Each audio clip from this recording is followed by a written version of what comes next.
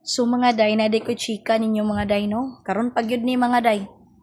Dito day ko sa likod mga day kay nag-ad-ad ko o gabi kay maglata na lagi kog sugod para sa akong mga baboy.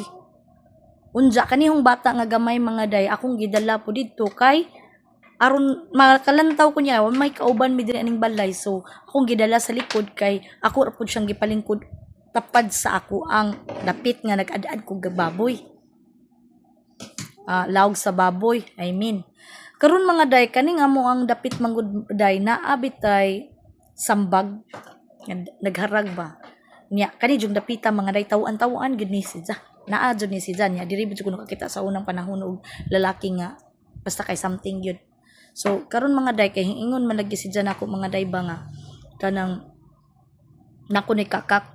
So ko nga asa dapita naubos. So akong gikuan asa dapita nga ubos. Iya man gitudlo tong dapit sa sambag. Ala ka kay nanood mi oy. Nagyaw-yaw gid ko karon day ako jung gingnan nga pada. Adjaw hilabtihong anak kay wa man mi manghilabot ninjo. Nalimbaut gid akong balibo pero wa ko magpadaog runday.